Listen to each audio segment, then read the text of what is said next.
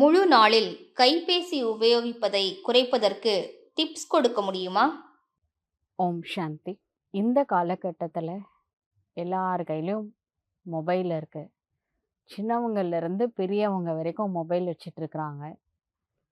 சில குழந்தைங்க சின்ன குழந்தைங்களா இருக்கிறாங்க. அவங்களுக்கு ஒரு 1 வயசு 2 வயசு தான் இருக்கும். அந்த குழந்தைங்க கையில் கூட மொபைலை கொடுத்துட்றாங்க. அந்த மொபைல் இருந்தால் தான் அவங்களுக்கு சாப்பாடே ஊட்டுறாங்க மொபைலை கொடுத்துட்டு. அப்போ அதனுடைய எதிர்காலம் பற்றி யாருமே கவலைப்படுறதே கிடையாது. இப்போ நம்ம ஹியூமன் பிரெயினில் நியூரோபிளாஸ்டிசிட்டி அப்படின்னு ஒன்று இருக்குது. அது என்ன பண்ணணும்னா நம்ம பழக்கத்தை அதிகமாக்கி விட்டுரும். இது பாசிட்டிவ்லேயும் யூஸ் பண்ணிக்கலாம், நெகட்டிவ்லும் யூஸ் ஆகிடும். எப்படின்னா ஒரு சின்ன குழந்தைங்களுக்கு அந்த காலத்துலலாம் என்ன பண்ணுவாங்க, டான்ஸு கிளாஸு, பாட்டு கிளாஸு, அப்புறம் வேறு ஏதாவது ஒரு ஒரு கிளாஸாக சேர்த்து விடுவாங்க. இப்போ அவங்க ஃப்ரீ டைமில் பல இடத்துல என்கேஜ் பண்ணி விடும்போது அந்த குழந்தைங்க அப்போ பிரெயின் வளர ஆரம்பிக்கிற டைமு அவங்க என்ன ஆகிடும், பிக்கப் பண்ணிக்குவாங்க. அப்போ நிறைய விஷயங்களை அவங்களால கற்றுக்க முடியும். ஆனால் இப்போ எல்லார் கையிலையும் மொபைலில் நாமளே பெரியவங்களே கொடுத்து பழக்கிட்டதுனால அந்த குழந்தைங்களுக்கு அதில் போயிடுது. நியூரோபிளாஸ்டிசிட்டி அப்படின்றது பாசிட்டிவான விஷயத்த கொடுத்தாலும் அது பழகிக்கும், டெவலப் பண்ணிக்கும் பிரெயினை. அதே மாதிரி நெகட்டிவான விஷயத்தையும் அது பழகிக்கும். அதனால நம்ம நம்ம மனசில் வரக்கூடிய எண்ணங்கள் பிரெயினில் எந்த மாதிரி எண்ணங்கள் யூஸ் பண்ணுறோம், பாசிட்டிவ் தாட்ஸ் கொண்டுட்டு வரும்பொழுது பிரெயினில் அமிர்தத்தை உற்பத்தி பண்ணுது. நாம் நெகட்டிவ் தாட்ஸ் க்ரியேட் பண்ணோம் அப்படின்னா அது பாய்சனையும் உற்பத்தி பண்ணும். அதனால இப்போ ஒரு ஃபில்ம் பார்க்குறாங்க மொபைல் மூலமாக, ஏதோ ஒரு சீன் பார்க்குறாங்க, அதில் நெகட்டிவான விஷயம் இருக்குது அப்படின்னா அது எல்லாமே அந்த பிரெயினில் உற்பத்தி ஆகும். ஒரு த்ரில்லிங்காக ஒரு படம் பார்க்குறாங்க அப்படின்னா நிஜமாலுமே அந்த இடத்துல இருந்தால் என்ன மாதிரி என்சைம்ஸு, எந்த மாதிரியான ஹார்மோன்லாம் சுரக்குமோ அது எல்லாமே சுரக்கும் பிரெயினில். அந்த மாதிரி இன்றைக்கி தலைகீழாக போயிட்டுருக்குறாங்க. ஆக்சுவலாக பார்க்க ஆரம்பித்தது மைண்ட் ரிலாக்ஸேஷனுக்காக. சரி, ரொம்ப வேலை இருக்குது, அதனால் இப்போ கொஞ்ச நேரம் ரிலாக்ஸ் பண்ணிக்கலாம் அப்படின்னு சொல்லிட்டு பார்க்க ஆரம்பிக்கிறாங்க. ஸ்டார்டிங்கில் ஆரம்பித்தது ரிலாக்ஸேஷன். ஆக்சுவலாக ரிலாக்ஸேஷன் அப்படின்னா எது ரிலாக்ஸேஷன்? நம்மளோட எண்ணங்கள் குறைவாக இருக்கணும், ரிலாக்ஸேஷன் அப்போ தான் கிடைக்கும். எண்ணங்களுடைய ஸ்பீடும் குறைவாக இருக்கணும், நினைக்கிற எண்ணங்களும் குறைவாக இருக்கணும். இது எப்போ வரும் அப்படின்னா பாசிட்டிவ் தாட்ஸ் அதனுடைய ஸ்பீடும் குறைவாக இருக்கும், குறைவான எண்ணங்களை தான் நினைப்போம். அப்போ தான் நம்மளுக்கு மைண்டுக்கு ரிலாக்ஸேஷன் கிடைக்கும். இப்போ மைண்டுக்கு ரிலாக்ஸேஷன் கிடைக்கும் பொழுது பிரெயின் ரிலாக்ஸேஷன் ஆகிடும். அப்போ உடனே பாடி ரிலாக்ஸ் ஆகுது. அது பதிலாக மொபைல் கையில் எடுக்கிறாங்க. மொபைலில் பல விஷயங்கள் பார்க்குறாங்க. அதில் பல ஆப்ஸ் இருக்குது. வாட்ஸ்அப்லேருந்து, ஃபேஸ்புக்லேருந்து, யூடியூப் வரைக்கும் பார்க்குறாங்க. பல விஷயங்களை பார்க்க பார்க்க ஸ்டிமுலேட் ஆகுது. ஆக்சுவலாக ரிலாக்ஸேஷன் ஆகிறதுக்கு பதிலாக இவங்க ஆரம்பித்தது ரிலாக்ஸேஷன் பண்ணிக்கணும் அப்படின்னு சொல்லிட்டு அதில் விதவிதமான சீன்லாம் மாற மாற என்ன ஆகுது, நிறைய தாட்ஸ் க்ரியேட் ஆகுது.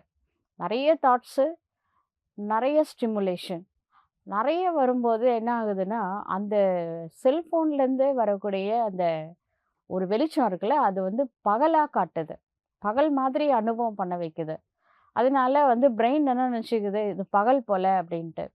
நைட்டு 2 மணி 3 மணி வரைக்கும் சில பேர் ஃபோனை பார்த்துக்கிட்டே இருக்கிறாங்க. அப்போ பகல் மாதிரி பிரெயின் ஸ்டிமுலேட் ஆகுது. அதனால அவங்களுக்கு தூக்கம் ரொம்ப பாதிக்குது. ஆக்சுவலாக ஒரு நார்மல் பிரெயினுக்கு தூக்கம் கண்டிப்பாக வேணும். எவ்வளோ வேணும்னா 6 ஹவர்ஸ்லேருந்து 8 ஹவர்ஸ் வரைக்கும் தூக்கம் வேணும். ஆனால் அது தூங்குகிற டைம்னு ஒன்று இருக்குது. இப்போ பார்த்திங்கன்னா இந்த பறவைகள், விலங்குகள்லாம் சாயந்தரம் ஆனால் வீடு திரும்பிடும். ஒரு 8 மணிக்கு மேலே எல்லாம் தூங்க ஆரம்பிச்சிடும். விடியற்காலை 4 மணிக்கெலாம் விழிப்புணர்வு வந்துடும் முழு உலகத்திற்கே. பூமியே விழிக்குது. பூமி தூங்கும் பொழுது நாமளும் தூங்கணும். பூமி விழிக்கும்போது நாமளும் விழிக்கணும். ஏன்னா, நம்ம உடல் 5 தத்துவங்களால ஆக்கப்பட்டிருக்கு. ஆனா, இந்த மொபைலுக்கு அடிக்ட் ஆனவங்க நைட்டு டைம் போறதே தெரியறதில்ல. டைம் போயிட்டே இருக்கு. மணி போச்சு, நிமிஷம் போச்சு, மணி போச்சு, விடிஞ்சே போச்சு. அதுவரைக்கும் பார்த்துட்டே இருக்கும்போதே என்ன ஆகும் அப்டின்னா, தூக்கம் வந்து ஸ்பாயில் ஆகுது. தூக்கத்தோட சைக்கிள்லாம் வந்து ஸ்பாயில் ஆகும் பொழுது, அது வந்து பிரெயின தாக்கும். அப்புறம் உடம்பையும் தாக்கும். இந்த மாதிரி நெறைய மொபைல்ஸ்ல வந்து அது ஒரு அடிக்ஷன் மாதிரி ஆகும் பொழுது என்ன ஆகுது அப்டின்னா, ஒரு லோன்லினஸ் ஃபீல் ஆகும். சில பேருக்கு டிப்ரஷன் வந்து ஏற்படுது. சிலர் வந்து லோ எஸ்டீமா அவங்க வந்து ஃபீல் பண்றாங்க. செல்ஃப் எஸ்டீம் குறையுது. அது மாதிரி தன்னை தானே தனிமைப்படுத்திக்கிறாங்க. அதுக்கப்புறம் அவங்களுக்கு வந்து இப்போ சாப்பிடவும் தோணாது. அவ்ளோ அடிமை மாரி, அடிக்ட் மாரி ஆகும்பொழுது சாப்பிடுறது, தூக்கம் எல்லாமே வந்து மாறுது, குறையுது. அதனால வந்து என்ன ஆகுதுன்னா, அதனால உடல் பாதிக்கப்படுது, மனசு பாதிக்கப்படுது. அதுக்கப்புறம் அவங்களோட வளர்ச்சி பாதிக்கப்படுது. இப்ப இது எல்லாத்துலருந்து விடுபடணும்னா என்ன பண்ணணும்? ரிலாக்ஸ் பண்ணிக்கிறதுக்கு நெறைய விஷயம் இருக்கு. அதுல வந்து மெடிடேஷன் பண்ணி மைண்ட் ரிலாக்ஸ் பண்ணிக்கலாம். மெடிடேஷன் பண்ணும்பொழுது பாசிட்டிவ் தாட்ஸ் தான் நினைக்க போறோம். அது குறைவா தான் நினைக்க போறோம். அதுல கண்டிப்பா மைண்ட் ரிலாக்ஸ் ஆகும். பிரெயின் ரிலாக்ஸ் ஆகும். பாடி ரிலாக்ஸ் பண்ணிக்கலாம். அல்லது ஒரு நல்ல கார்டன்ல, நல்ல ஒரு இயற்கை சூழ்நிலையில வாக்கிங் போறீங்க அப்படின்னா, அப்ப கொஞ்சம் ரிலாக்சேஷன் கிடைக்கும். ஃபிசிக்கல் எக்ஸர்சைஸ் பண்ணலாம். அதுவும் பண்ணிக்கலாம். அதுக்கப்புறம் எப்படி வந்து இந்த பிரெயின் வந்து இந்த நியூரோபிளாஸ்டிசிட்டி என்ன பண்ணுது? நெறைய விஷயங்கள நம்ம பாசிட்டிவ் யூஸ் பண்ணிக்கலாம், நெகட்டிவ் யூஸ் பண்ணிக்கலாம்ல. இப்ப இந்த மொபைல் அடிக்ஷன்லேருந்து வெளியில வரணும் அப்படின்னா, அதுக்கு பாசிட்டிவான விஷயத்துல நம்மள யூஸ் பண்ணிக்கலாம். புது விஷயங்கள கத்துக்கலாம். நெறைய ஸ்கில்ஸ் வந்து டெவலப் பண்ணிக்கலாம். நெறைய லாங்குவேஜ் கூட கத்துக்கலாம். இல்ல வேற எதையாவது எக்ஸர்சைஸ்ல வேற எதுலயாவது புத்திய வந்து திருப்பிட்டோம் அப்படின்னு வச்சுக்கோங்களேன். அப்போ வந்து இந்த மொபைல் அடிக்ஷன்லேருந்து விடுபடலாம். யார் கையில இருக்குன்னா, நம்ம கையில தான் இருக்கு. அந்த சைடு போனதும் நாம தான், இந்த சைடு கொண்டுட்டு வர்றதும் நம்மளா தான் இருக்கணும். அதனால வந்து கண்டிப்பா நம்மளால முடியும் அப்படின்ற கான்ஃபிடன்ஸ் மட்டும் இருக்கணும். முக்கியமா வந்து காலையில தூங்கி எழுந்த உடனே வந்து மொபைல பார்க்கக்கூடாது. அலாரம் மொபைல செட் பண்ணாம இருந்தா ரொம்ப நல்லது. அலாரத்துக்கு தனி அலாரம் கிளாக் கூட வச்சுக்கலாம். அது மாரி நைட்டு தூங்குறதுக்கு முன்னாடி ஒரு 2 ஹவர்ஸ், காலையில ஒரு 2 ஹவர்ஸ்.